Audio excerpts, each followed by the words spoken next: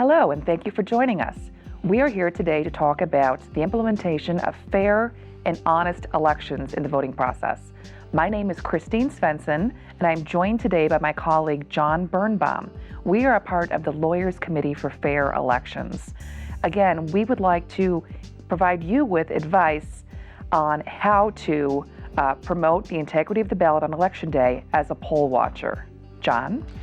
That's right. Being a poll watcher is a very important job. A poll watcher is a representative of the candidate or a political party or a civic organization who is legally in the polling place to observe the conduct of the election. So you actually have very, very clear and concrete rights to be there and to do your job. All poll watchers have to be registered voters, and we assume that you are. So that's what we're here to tell you about, how to perform this very important function. A poll watcher has certain rights. And Christine, what are those rights? Sure. A poll watcher has several rights, the most important of which is to observe what is going on in the polling place, take notes, and be a watchful eye in everything that's going on throughout that polling place that day. It's important that the poll watcher arrive early prior to the opening of the doors of that particular precinct to ensure that those machines are balanced out at zero, so that obviously no votes can be cast before the general public arrives to vote.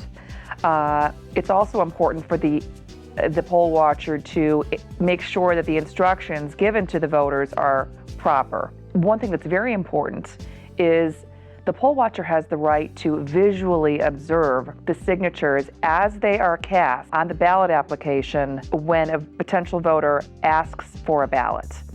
And that poll watcher, while he or she cannot interfere with the process, has the right to actually, again, watch that person sign the application and watch the judge compare that signature to the listing that the judge has. It is at that time that the poll watcher may make a challenge to that signature. The challenge process is somewhat complicated. Each polling place will have one Republican election judge and one Democratic election judge.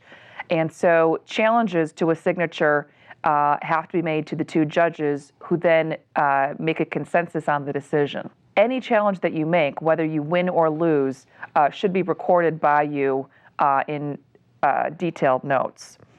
It's also important to watch the judge actually initial each and every ballot card and envelope that he or she issues to ensure there's uniformity with numbers. We would also like poll watchers to actually make an official counting of every person that seeks to register to vote and does register to vote, and make notes as to who actually is given the right to vote and who is placed in a provisional column of voting. Additionally, and this is extremely important, at the end of the day, there will be quote-unquote tapes made, produced of all the machines where ballots have been cast that day. You, as a poll watcher, have the right to one of those tapes. It is extremely important to obtain that. It may take an hour after the polls close to get that tape. But it'll be important later on for anyone to be able to verify that those numbers match up. So in essence, what you're going to be doing that day is keeping a very mindful watch of everything that's going on, take as detailed notes as possible, etc. Now, there are a number of things the poll watcher can't do, and you have to be very mindful of these things as well. And John can go into some detail on these. Well, thanks, Christine. The night before election, you will see us again, and we're looking forward to meeting you in person. And we will provide you with a poll sheet, which is the list of all the voters in your assigned precinct. And we'll also provide you with credentials that allow you to enter the polling place. So one of the things that you must do is to have those credentials and present them to the judges upon your arrival at the polling place. The judges should be accustomed to the idea of poll watchers present.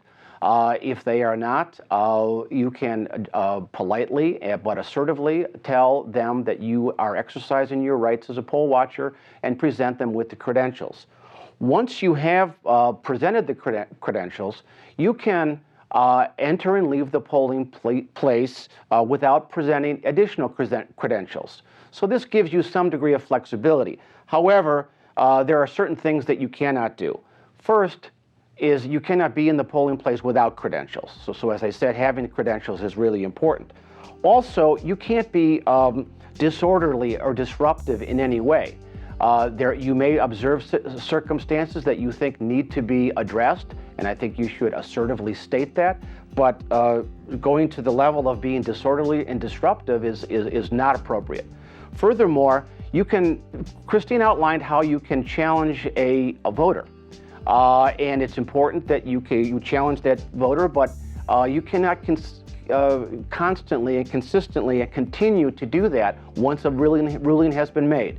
As Christine said, a ruling is made, you make note of it, and you move on. Furthermore, in the election, in the polling place, you have certain rights, but you do not have the right to touch the materials, touch the machinery, or things of that kind. Obviously, you do not have the right to engage in any electioneering.